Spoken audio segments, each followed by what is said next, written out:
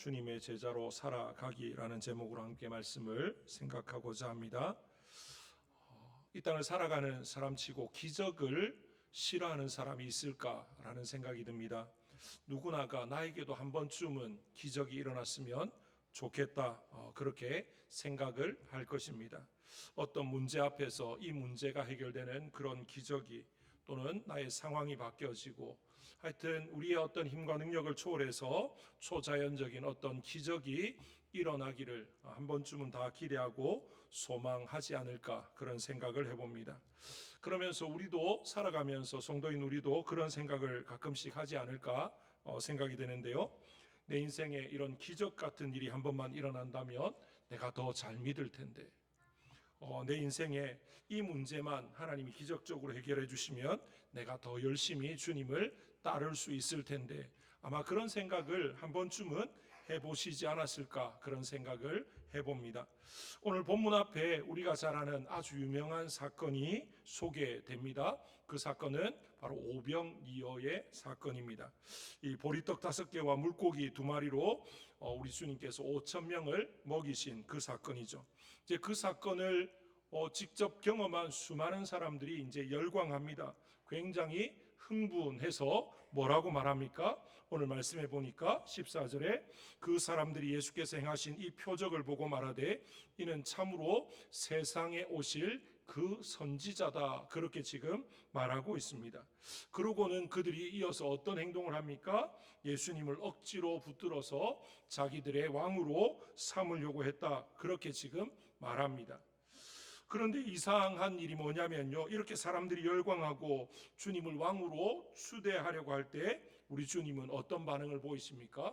홀로 산으로 기도하러 올라가십니다. 그리고 제자들은 이제 먼저 앞서서 건너편으로 배 타고 가게 만드시죠. 오늘 요한복음 말고 다른 복음서에 보시면 예수님께서 이 기적 이후에 제자들을 거의 떠밀듯이 해서 빨리 배를 타고 건너편으로 가라고 하고, 우리 주님은 한적한 곳으로 가서 기도하시는 이제 그 모습을 보여주고 있습니다. 정말 우리 주님께서 그 열광하는 그 자리를 떠나서 이제 홀로 기도의 자리로 가시고, 또 제자들은 어두운 밤바다, 우리가 아는 것처럼 가다가 풍랑을 만나게 되지 않습니까? 이제 그런 바다로 가게 되어지는 이 모습, 이 모습들을, 이 상황들을 통해서 우리가 또 알 수 있는 것은요, 기적의 자리가 항상 믿음의 자리는 아닐 수 있다라는 것입니다. 지금 기적을 경험한 이 수많은 모인 무리들, 이 군중들은 이 기적을 믿음으로 받아들이지 않고 뭐로 받아들이고 있습니까? 자신들의 어떤 욕망, 자신들의 어떤 꿈꾸는 것을 이루는 그런 수단으로, 도구로 삼으려고 하는 그런 모습을 보여주고 있는 것이죠. 다르게 이야기하면 기적을 경험했다고 다 주님을 믿는 것은 아니다라는 것이죠. 기적을 경험해도 여전히 예수님을 자신의 생각으로, 세상적인 방법으로 이용하려고 하는 사람도 있다라는 것입니다. 어렵지 않습니다. 구약 시대에 출애굽에서 가나안 땅으로 가는 이스라엘 백성들, 하나님의 기적을 거의 매일같이 좀 더 과장하자면 밥 먹듯이 기적을 경험했던 사람들이 그들입니다. 그런데 그들의 신앙은 어떻습니까? 늘 원망하고 불평하고 하나님을 대적하고 모세를 향해서 돌을 던지려고 하는 그런 모습들, 그 모습 어디에 신앙의 모습이 있습니까? 어디에 하나님이 기뻐하시는 그런 온전한 믿음의 모습이 있다, 그렇게 말할 수가 있습니까? 기적이 일상이 되고 밥 먹듯이 기적을 경험했지만 그들의 믿음은 그 기적과 비례해서 꾸준히 성장해가고 더 견고해지고 그러지 않는 것을 볼 때 기적 이퀄 믿음이다, 기적 이것은 우리의 믿음의 성장, 이렇게 말할 수는 없다라는 것입니다. 오늘 모인 무리들, 이제 예수님의 이 오병이어의 기적을 경험했던 수많은 무리들은 기적을 다른 방편으로 이용하려고 했는데, 우리는, 그리고 당시에 예수님을 따르던 제자들은 그 무리들과 다르지 않습니까? 무리들은 그 예수님을, 또 예수님의 기적을 이용하려고 하지만 우리 제자들은, 예수님의 제자이기를 원하는 우리들은 예수님을 이용하는 것이 아니라 예수님을 따라가는 사람이죠. 그래서 오늘 본문을 통해서 하나님은 우리에게 이렇게 묻고 있습니다. 너희들은 기적을 따르느냐 아니면 예수 그리스도를 따르느냐? 너희는 표적을 붙잡느냐 아니면 표적이 가리키는 예수를 붙잡느냐? 지금 하나님께서 우리에게 그렇게 묻고 계시는 거죠. 무엇이라고 답해야 되겠습니까? 답은 너무나 잘 압니다. 그런데 실제 우리의 삶에서 과연 우리가 예수 그리스도를 따르고 예수 그리스도를 붙잡고 있는지 우리 자신들 한번 돌아볼 수 있기를 원합니다. 오늘 말씀을 통해서 풍랑 속에서도 주님을 믿고 의지하며 나아가는 참된 제자의 길에 대해서 우리가 함께 묵상하며 나아가기를 원하는데요. 먼저 우리가 오늘 말씀의 이제 전체 내용을 살펴볼 때 이 기적 앞에서 제자와 무리들의 차이, 무리들은 세상의 방식으로 예수님을 이용하려는 사람들이다라는 것을 보여주고 있습니다. 오늘 읽었던 14절, 15절에 보시면 그들은 이는 참으로 세상에 오실 그 선지자다라고 하면서 예수님을 억지로 붙들어서 자신들의 왕으로 삼으려고, 임금으로 삼으려고 했다. 그렇게 지금 말하고 있습니다. 지금 이 기적을 본 이 많은 무리들이 왜 이런 행동을 합니까? 그들은 예수님을 메시아, 그리스도, 구원자로 지금 본 것이 아니라 무엇으로 본 겁니까? 자신들의 문제를 해결해 줄 해결사로 본 것입니다. 지금 로마의 압제를 받는 그들에게 이런 기적을 베푸는 예수라면 로마와 맞서서 우리도 한번 싸워볼 만한데, 우리 인생의 궁핍함이 굉장히 큰 문제인데 이 문제를 해결해 줄 수 있는 분이라면 한번 해볼 만한데, 이분이 우리와 함께 있으면 우리는 굶지 않겠는데, 배부르겠는데, 뭐 여러 가지 우리의 삶이 이 사람 때문에 좀 편해지겠는데, 이런 마음들이 충분히 그들 가운데 있었다. 그렇게 볼 수가 있는 것입니다. 우리는 이 모습을 보면서 이 사람들이 참 기적을 보고도 변하지 않는다. 참 인간적이고 세속적이고 계산적이다. 그렇게 말을 하는데요. 그런데 이 모습이 누구의 모습입니까? 우리의 모습이다라는 것이죠. 우리도 주님 앞에 어떻게 기도합니까? 주님, 이것만 해결해 주시면, 이것만 좀 해결해 주시면, 그런 기도를 할 때가 종종 있지 않습니까? 이 일만 잘 되면 내가 이거 하겠습니다. 하나님, 이것만 해주시면 내가 이렇게 하겠습니다. 조건부의 기도, 주님을 좀 이용하려고 하는 그런 모습들이 우리에게 있지 않는가라는 것입니다. 정말 이 무리들과 같은 모습은 예수 그리스도를 주인으로, 주님으로 모시는 것이 아니라 무엇입니까? 수단으로, 도구로, 어떤 방편으로 이용하려는 것이다. 그렇게 말할 수가 있는 것입니다. 기적을 경험한 이 무리들이 예수님을 왕으로 세우려고 했지만 예수님을 왕으로 세우는 게 목적이 아니고 그들의 속내는 자신들의 욕망을 지금 왕으로 세우려고 하는 그 모습이다. 그렇게 말을 할 수가 있는 거죠. 그들의 속내를 누구보다 잘 아시는 주님이니까 주님은 어떻게 하십니까? 그 자리를 떠나실 수밖에 없는 것입니다.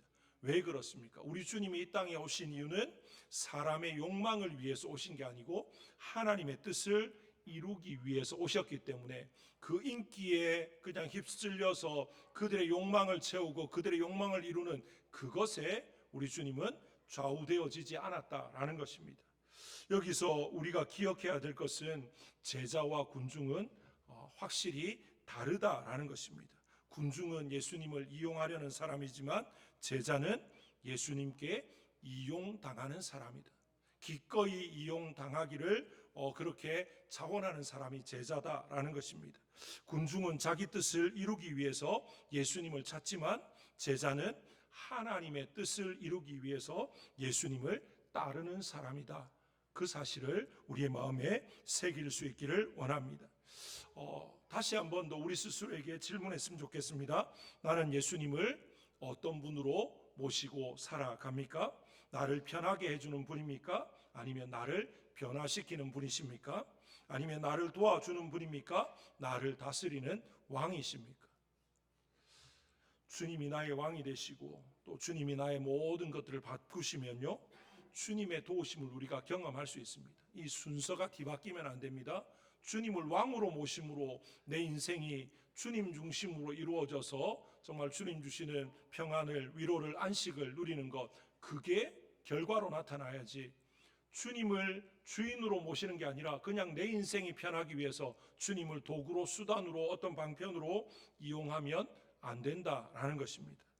참된 제자는 세상의 성공 또는 평안함, 안정 이런 것이 아니고요, 하나님의 뜻을 우리의 삶의 최우선순위로 두는 사람이다라는 사실을 기억했으면 좋겠습니다. 저와 여러분은 어떻습니까? 예수님 한 분이면 충분합니까? 내 모든 것들은 중요하지 않고 우리 주님만 높임 받으신다면, 주님이 나의 주인이 되셔서 내 인생 모든 것들을 이끌어 가신다면 나는 거기에 기꺼이 순종하며 주님을 따라가겠노라. 내 욕심도, 내 욕망도, 내 모든 것도 기꺼이 내려놓고, 혹시 그 길이 내가 손해보는 길이라 할지라도, 내가 육신적으로 좀 힘들고 어렵고 욕을 먹는 길이라 할지라도 하나님의 뜻을 이루는 길이라면, 하나님의 나라를 세우는 길이고 구원의 놀라운 역사의 한 모퉁이를 감당하는 일이라면 나는 기꺼이 이 길을 가겠노라. 그런 마음이 우리에게 있어야 될 줄로 믿습니다. 그 길이 누구의 길입니까? 주님의 제자의 길입니다. 참 쉽지 않은 그런 길일 수 있습니다. 또 오늘 말씀을 통해서 주님의 제자의 길이 참 쉽지 않다라는 걸 우리에게 보여주는데요, 그 길은 때로는 어떤 길이 또 우리 앞에 펼쳐지냐면, 주님이 보이지 않는 그런 풍랑 가운데 밤을 통과해야 되는 그런 길일 수도 있다라는 거죠. 오늘 말씀에 보면 예수님은 산으로 기도하러 가시고 제자들은 배를 타고 건너편으로 가는 도중에 풍랑을 만나게 되지 않습니까? 날은 어두워졌고 예수님은 아직 오지 않으셨습니다. 그런데 큰 바람이 휘몰아치고 파도가 막 일렁입니다. 여기에서 중요한 표현이 무엇입니까? 어두워졌고 예수님은 아직 그들에게 오지 않았다라는 것입니다. 지금 제자들에게 가장 힘든 것은 바람이 아니라 어둠입니다. 어떤 어둠입니까? 예수님이 보이지 않는 어둠입니다. 파도보다 더 무서운 것, 그것은 지금 내가 있는 그곳에서 예수님을 발견하지 못한다는 것, 예수님을 볼 수 없다는 것, 예수님이 보이지 않는다는 것, 그게 가장 더 어렵고 힘들고 두려운 그런 상황이다라는 것입니다. 우리 인생에서도 그렇지 않습니까? 문제보다 더 힘든 게 뭡니까? 주님이 침묵하실 때입니다. 내가 부르짖어 기도하는데, 나는 밤을 새워서 눈물로 정말로 애간장을 끓이면서 그렇게 기도하는데 주님은 내 기도를 들으시지 않는 것 같은 그런 느낌이 들 때 우리는 더 힘들죠. 정말로 포기하고 싶은 그런 마음이 든다라는 것입니다. 정말로 말씀을 봐도, 기도를 해도, 뭘 해도 뭐 어떻게 되는지 앞이 보이지 않는 그런 막막함 가운데 있는 그런 인생의 밤, 그때가 정말 어렵고 힘든 시기가 아닌가, 그렇게 생각이 되어집니다. 하지만 지금 제자들이 지나는 풍랑 속의 밤은요, 우리 주님께서 그 사랑하는 제자들을 버리신 밤이 아니었다라는 것입니다. 그 밤은 우리가 결과적으로 보면 무슨 밤입니까? 주님이 제자들을 훈련하신 밤입니다. 믿음을 더 견고하게 하시는 그런 밤이었다라는 것입니다. 제자들은 자신들의 모든 것을 총동원해서 정말 그들의 이제까지의 갈릴리 바다에서 어릴 적부터 자라왔던 그래 잔뼈가 굵어졌던 이제 그 모든 것들을 동원해서 그 풍랑을 헤쳐나가려고 온갖 힘을 다 쓰고 노를 저어 보았지만, 그런 노력에도 불구하고 풍랑은, 바다는 조금도 어떤 미동도 하지 않습니다. 그냥 그대로입니다. 여전히 힘듭니다. 아니, 더 힘들어집니다. 이때 그들이 배운 게 무엇이겠습니까? 주님이 없으면 우리의 노력, 우리의 기술, 우리의 어떤 모든 것, 이건 다 아무런 소용이 없구나. 우리로서는 안 되는구나. 그걸 누구보다 더 뼈저리게 느끼지 않았겠습니까? 우리도 마찬가지입니다. 잘 나갈 때, 흔히 하는 말로 모든 일이 일사천리로 잘 풀려지고 막힘이 없을 때 정말 편안할 때 우리가 믿음이 성장하고 더 주님을 붙잡고 정말로 말씀 가운데 기도 가운데 그렇게 살아가는 것이 아니고요. 그러면 너무 좋겠는데 오히려 어떨 때 우리의 믿음이 성장합니까? 어렵고 힘든 이 풍랑의 밤을 지나고 나면 우리도 모르는 사이에 성장해 있는 것을, 성숙해 있는 것을 경험하게 되지 않습니까? 그래서 세상 사람들도 그냥 이 성경에 이걸 아는지 모르는지 모르지만 세상 사람들도 쉽게 하는 말이 무슨 말을 합니까? 아픈 만큼 성숙해진다. 어떻게 보면 성경이 우리에게 말해주는 그런 아주 중요한 핵심적인 메시지입니다. 우리가 신앙의 길, 믿음의 길을 걸어가면서 평탄할 때가 아니라 어렵고 힘든 골짜기를 지나고 어두운 밤길을 지나고 풍랑을 지나고 그러고 난 뒤에 우리의 믿음이 어떻게 됩니까? 성숙해지는 겁니다. 주님께로 더 가까이 나아간다라는 것입니다. 평안할 때보다 막다른 길 앞에 놓였을 때 우리가 더 주님을 간절히 찾습니다. 붙듭니다. 의지합니다. 그렇기 때문에 때로는 주님께서 우리를 그 풍랑 가운데로 밀어 넣으시는 듯한 그런 이제 모습을 우리가 느낄 때도 있습니다. 그런데 중요한 것은 앞서 말씀드린 것처럼 그 풍랑의 밤, 어둠의 밤은 하나님이 우리를 버리시는 밤이 아니라 우리를 포기하시고 우리를 놓아버리는 밤이 아니라 우리를 훈련하시고 우리의 믿음을 더 견고하게 하시고 주님께로 더 가까이 이끄시는 밤이다라는 사실을 기억해야 되는 것이죠. 우리말에도 사랑하는 자녀에게는 떡을 하나 더 주는 게 아니라 매를 들어서 훈육하는 그런 내용이 있지 않습니까? 미운 자식에게 떡 하나 더 준다고 부모가 매를 들어서 때릴 때 내가 미워서가 아니고요. 제대로 바르게 그렇게 자라가기를 바래서 그런 매를 들고 훈육하는 것, 그런 것처럼 우리 하나님도 우리의 믿음이 더 올바르게 견고하게 정말로 제자다운 삶으로 세워지게 하려고 때로는 풍랑이 일렁이는 그런 어두운 밤으로 우리를 몰아넣으시는 그런 때도 있다라는 것입니다. 혹시나 지난 한 해가 그런 어두운 밤과 같은 풍랑이 있는 그런 시간들이었습니까? 아니면 지금 연초에 그런 시간을 걸어가고 계십니까? 좌절하고 낙심하고 하나님을 원망하시는 것이 아니라 주님을 더 간절히 찾고 부르짖기를 원합니다. 그러면 결국에 어떻게 됩니까? 주님이 오십니다. 두려워 떨고 있는 그 제자들에게 주님이 오십니다. 주님이 오셔서 그들에게 뭐라고 이야기합니까? 내니 두려워하지 말라 그렇게 말합니다. 20절에 이르시되 내니 두려워하지 말라 그렇게 말씀하시는데요. 여기서 내니라고 하는 이 말은 헬라어로 에고에이미라는 말인데요. 이 말이 구약에 언제 쓰여진 말하고 똑같냐면 모세가 내가 이스라엘 백성들에게 가서 당신을 보낸 사람이 누구냐 물어보면 내가 뭐라고 말할까요? 하나님이 어떤 분이라고 말할까요? 그때 하나님이 뭐라고 말합니까? 나는 스스로 있는 자다라고 말씀하십니다. 그 나는 스스로 있는 자다 이 말이 지금 내니라고 하는 말하고 똑같은 말입니다.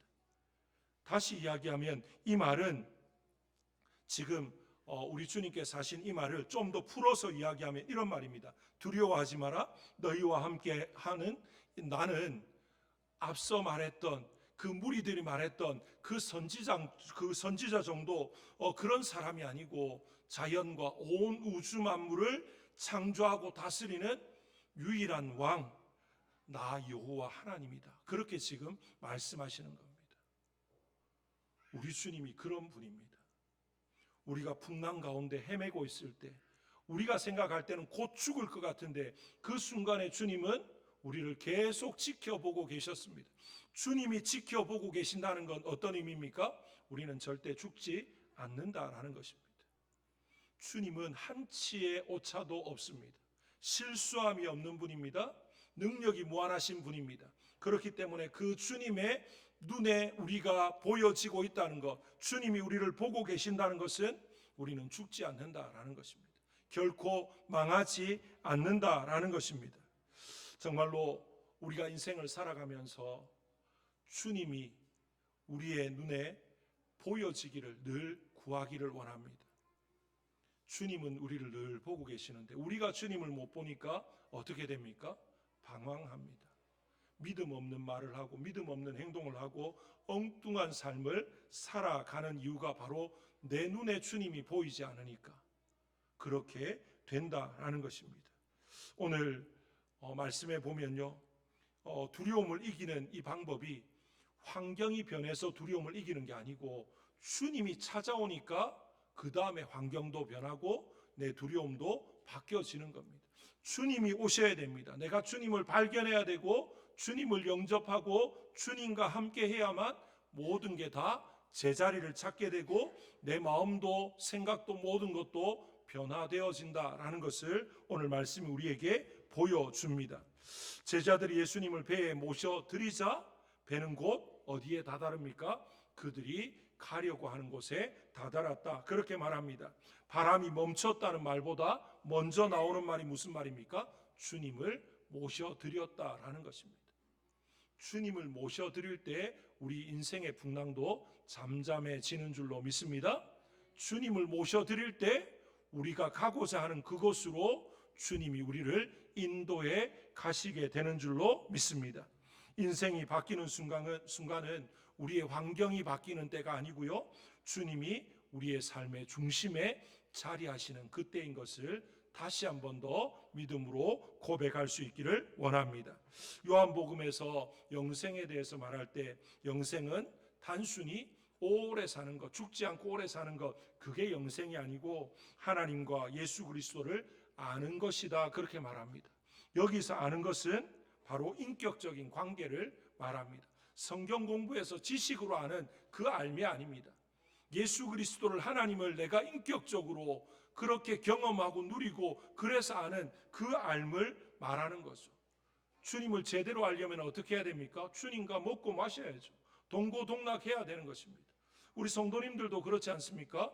일주일에 한번 교회 와서 잠깐 예배할 때 보고 밥 먹으면서 잠깐 교제하고, 이거보다 가끔씩 우리가 단기 선교를 간다든지 작년처럼 국내 성지순례를 다닌다든지 이렇게 해서 며칠을 같이 먹고 자고 지내면 훨씬 더 가까워지는 것을 우리가 경험하지 않습니까? 주님도 일주일 내도록 주님과 무관하게 살다가 주일날 교회 와서 예배하는 1시간 주님 생각하고 그렇게 살면 주님과 어떻게 가까워지겠습니까? 쉽게 이야기하면 잊어먹을 만하면 생각하는 그런 관계인데 어떻게 가까워지겠습니까? 그런데 한번 생각해 보십시오. 예배하는 순간뿐만 아니라 예배의 자리를 떠나서 삶의 자리에 갔을 때도 주님과 계속 동행하면 안 가까워지는 게 이상한 거죠. 그렇지 않습니까? 보통의 남자와 여자가 결혼하는 이유가 무엇입니까? 다른 이유도 많지만 안 헤어지려고. 이제 결혼하지 않으면요, 시간이 되면 각자의 집으로 돌아가야 됩니다. 같이 하고 싶으니까 결혼하는 거죠. 다른 이유 많겠지만 오늘 이 관점으로 본다면 남녀가 결혼하는 그 이유는 사랑해서 다시 시간이 되면 각자의 집으로, 삶의 자리로 그렇게 떨어져서 지내는, 그걸 안 하고 싶어서 계속 1년 365일 늘 같이 자고 같이 눈 뜨고 같이 밥 먹고 지내고 싶어서 결혼하는 것 아닙니까? 그러니까 가까워지는 거죠. 그렇게 살아가다 보니까 우리가 흔히 뭐라고 이야기합니까? 오래 산 부부가 서로 닮아간다, 그렇게 말하지 않습니까? 생김새도 비슷해져 가고요, 성향도 비슷해져 가고 다 닮아져 갑니다. 그건요, 노력해서 되는 게 아니고 같이 밥 먹고 지내고 몸을 부대끼면서 살아가니까 그렇게 되는 거죠. 우리도 주님을 닮아가기 원한다면 어떻게 해야 되겠습니까? 눈 뜰 때도 주님과, 밥 먹을 때도 주님과, 누구를 만나라고 할 때도 주님과, 잠자리에 들 때도 주님과, 늘 주님과 동행하는 그 삶을 살면 주님을 닮아가게 되지 않겠습니까? 나도 모르는 사이에 주님이 하셨던 게 내 말 가운데 그냥 툭 나오는 겁니다. 내 생각 가운데, 내 행동 가운데 주님과 같은 그런 모습이 툭툭 나오는 겁니다. 왜 그렇습니까? 주님과 함께 하니까 그렇습니다. 그래야만 우리의 삶이 어떻게 됩니까? 주님이 원하시는 모습으로 바뀌어지고 그 삶이 바로 주님의 제자로 살아가는 삶의 모습이다라는 것입니다. 정말로 저와 여러분 2026년 이 한 해를 살아갈 때 정말 오늘 제자들이 만나는 그런 어두운 밤중에 풍랑을 지나는 그런 일이 없기를 원합니다. 그러지 않아도 주님께로 더 가까이 나아가기를 원합니다. 그런데 혹시라도 이 어두운 밤에 풍랑이 있는 그런 시간을 지나는 인생의 어떤 순간이 우리에게 닥쳐와서 우리가 그런 길을 걸어간다 할 때 그때 우리가 어떻게 해야 되겠습니까? 내 힘으로 그걸 이겨보려고 막 그렇게 하다가 지쳐서 좌절해서 낙심해서 주저앉아 버리는 것이 아니라 이 문제를, 이 풍랑을 잠잠하게 하고 이 어두운 밤을 지나서 하나님이 인도하시는 그곳으로 내가 갈 수 있는 가장 안전하고 확실하고 유일한 방법은 주님을 붙드는 것, 주님을 다시 찾는 것, 주님께로 나아가는 것, 그것을 기억할 수 있기를 원합니다. 그렇게 해야만 우리의 인생이 하나님이 기뻐하시는 인생으로 바뀌어집니다. 그 삶이 바로 주님을 이용하는 삶이 아니라 주님을 목적으로 두는 삶입니다. 주님이 우리 인생의 전부가 되는 그런 삶이다. 그렇게 말을 할 수가 있는 것이죠. 어제 신년 교사 세미나에 가서 오전에 이제 강의를 듣는데 좀 충격적인 어떤 한마디를 들었습니다.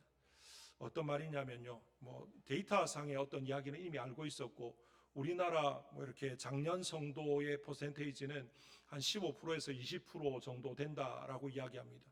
예전에 한때 교회가 성장하고 이럴 때는 25%, 30% 기독교 인구가 그렇게도 말을 했죠. 그런데 문제는 그게 아니라 10대의 청소년들의 복음화율, 초등학생, 중학생, 고등학생들의 복음화율이 어느 순간인가 우리나라의 복음화율이 4%다라고 하는 이야기를 합니다. 미전도 종족의 기준은 복음화율이 5% 미만일 때 미전도 종족이라고 이야기합니다. 다르게 이야기하면 선교지를 이야기할 때 5% 미만일 때를 말하죠. 그러니까 다르게 이야기하면 지금 우리나라의 청소년들 10대의 초등학생, 중학생, 고등학생들은 선교지다 그렇게 말을 할 수 있습니다. 그런데 이걸 제가 몰라서 충격받은 게 아니고요. 목사님이 하는 말이 복음이 준비된 선생님들 손 한번 들어보십시오 라고 이야기를 했습니다. 여기서 말하는 복음은 무슨 사형리나 이런 걸 해가지고 외우고 있느냐 이게 아니라 내가 만난 예수님, 그래서 믿지 않는 사람을 만났을 때 그 예수님을 내가 전하고 왜 예수를 믿어야 되고 예수 믿으면 어떻게 되는지 이런 것들을 좀 토시 하나 안 틀리고 3분이 됐든 5분이 됐든 제대로 전할 수 있는 그 복음이 준비된 선생님 한번 손들어 보라 라고 했는데 한 3-4명 정도 들었습니다. 그때 목사님이 하는 말이 뭐냐면 복음 준비된 선생님이 3-4명이니까 복음화율도 3-4%인 거 맞다. 그렇게 이야기를 하는 겁니다. 충격이었습니다. 그 말을 들으면서 과연 나는 복음이 지금 제대로 준비되어 있는가? 우리 성도님들 앞에서 말씀을 전하는데 나는 얼마나 준비되어 있을까? 내가 준비되어 있지 않아서 우리 교회가, 우리 성도님들이 지금 성장하지 못하는 건 아닐까? 부흥의 놀라운 역사를 경험하지 못하는 건 아닐까? 온갖 생각들이 참 많이 들었습니다. 우리 성도님들 집에 돌아가셔서 한번 시간을 내셔서 나는 내가 만난 예수님, 믿지 않는 사람에게 전할 말이 지금 준비되어 있는가 한번 스스로 점검해 봤으면 좋겠습니다. 이건 전도 교육을 받아서 그래서 논리적으로 뭘 적어야 되는데 이게 아니라 예수 믿지 않는 사람에게 내가 믿는 예수님, 그 예수님이 누군지, 왜 예수님을 믿어야 되는지 그걸 말할 수 있는 그 준비가 되어 있는가라는 거죠. 이건 훈련해서 외워서 되는 게 아니라 내가 인격적으로 만난 그 주님과의 인격적인 관계가 형성되어 있어야 그 복음을 전할 수가 있는 것입니다. 이제 그러면서 우리가 기록된 성경을 인용하고 그런 게 필요한 것이 그냥 나의 말은 나를 통해서 경험되어지고 인격적인 관계 가운데 고백되어지는 그런 건 하나도 없고 그냥 어떤 교재를 달달 외워서 그건 생명력이 없죠. 한번 우리 스스로가 복음이 준비되어 있는가 한번 돌아보았으면 좋겠습니다. 그 복음이 무엇입니까? 늘 주님과 동행하는 것, 주님을 찾는 것, 주님을 닮아가는 것, 주님 아니면 안 된다고 하는 그런 우리의 삶의 모습이 아닐까라는 생각이 듭니다. 그런 모습이 바로 제자의 모습입니다. 그렇게 우리가 복음이 준비되어져서 복음으로 살아가고 복음을 위해서 살아가는 그런 삶이 되어진다면 하나님께서 우리에게 영혼을 붙여주실 겁니다. 그런 우리를 통해서 부흥하게 하시고 그런 우리 교회를 통해서 하나님 나라를 확장해 가도록 만들어 주실 줄로 믿습니다. 문제는 무엇입니까? 부흥을 허락해 주옵소서.